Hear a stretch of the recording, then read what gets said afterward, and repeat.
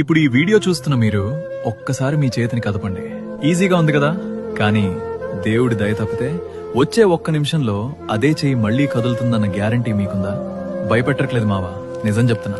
పక్షవాతం అంటే చనిపోవడం కాదు, బతుకుండగానే శవంలా మారిపోవడం. మీ కళ్ళ ముందే మీ వాళ్ళు ఏడుస్తుంటారు, కన్నీళ్లు తుడవాలని ఉంటుంది, కానీ మీ చెయ్యి మీ మాట వినదు. గొంతులో మాట ఉంటుంది, కానీ పెదవి దాటదు.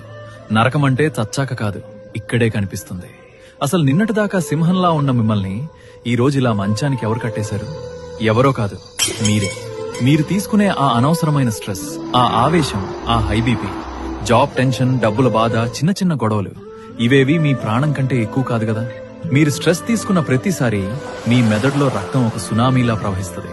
ఆ ప్రెజర్ తట్టుకోలేక మీ మెదడులో ఒక సన్నని నరం ఫట్ మని తెగిపోతుంది. అంతే, స్విచ్ ఆగిపోయింది. ఆ నరం బ్రెయిన్ లో ఏ పార్ట్ ని కంట్రోల్ చేస్తుందో మీ బాడీలో ఆ పార్ట్ శాశ్వతంగా స్విచ్ ఆఫ్ అయిపోతుంది. మీకోసం కాకపోయినా మిమ్మల్ని నమ్ముకున్న వాళ్ళ కోసం ఆ స్ట్రెస్ ని, కోపాన్ని తగ్గించుకోండి. లైఫ్ చాలా చిన్నది మావా, దాన్ని వీల్ చైర్ లో వెలదీయకండి.